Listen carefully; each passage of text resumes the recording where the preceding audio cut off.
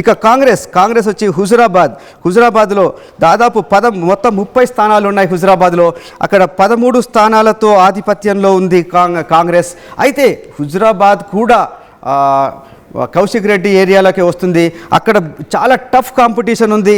BRS తన బలాన్ని 10 నుంచి, అంటే ముందు మనకు ప్రీ పోల్ సర్వేలో 10 అనుకున్నాం, 10గా తేలింది. కానీ ఎగ్జిట్ పోల్స్లో వాళ్ళైతే బీఆర్ఎస్ చేసిన ప్రయత్నాల వల్ల వాళ్ళ బలం దాదాపు మరో 2 స్థానాలు గెలిచే అవకాశం కనిపిస్తుంది. బీజేపీ 3 స్థానాలు, ఇతరులు 2 స్థానాలు అనుకున్నప్పుడు మొత్తం మీద ఇప్పుడు లీడ్ చూస్తే 1 స్థానంతో కాంగ్రెస్ లీడ్లో కనిపిస్తోంది హుజురాబాద్లో.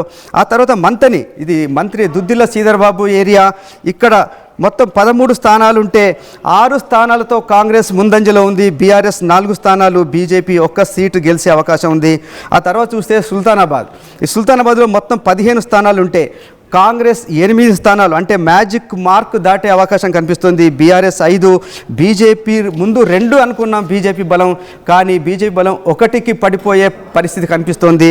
ఆ తర్వాత చూస్తే AIFB, All India Forward Bloc 1 స్థానం గెలుచుకుంటే మొత్తానికి మ్యాజిక్ ఫిగర్ దాటి కాంగ్రెస్ సుల్తానాబాద్ను కూడా కైవసం చేసుకునే పరిస్థితి కనిపిస్తుంది. ఆ తర్వాత చూస్తే పెద్దపల్లిలో మొత్తం 36 స్థానాలు ఉంటే 24 స్థానాలు హైయెస్ట్ మెజారిటీతో కాంగ్రెస్ ఇక్కడ విజయం సాధించబోతుంది. అక్కడ బీఆర్ఎస్ బలం కేవలం 4కే పరిమితమయ్యే అవకాశం ఉంది. BJP 2 and All India Forward Bloc 5 నుంచి 6 స్థానాల్లో గెలిచే అవకాశం కనిపిస్తోంది మనోజ్. ఆ తర్వాత చూస్తే జగిత్యాల కూడా చాలా ఇంపార్టెంట్, చాలా పెద్ద మున్సిపాలిటీ. దాదాపు 50 స్థానాలు ఉన్నాయి, ఇక్కడ 50 వార్డులు ఉన్నాయి. ఇక్కడ 50% మార్కుని కాంగ్రెస్ దాటే పరిస్థితి కనిపిస్తుంది. 26 స్థానాల్లో కాంగ్రెస్ విజయం సాధించే పరిస్థితి ఉంది.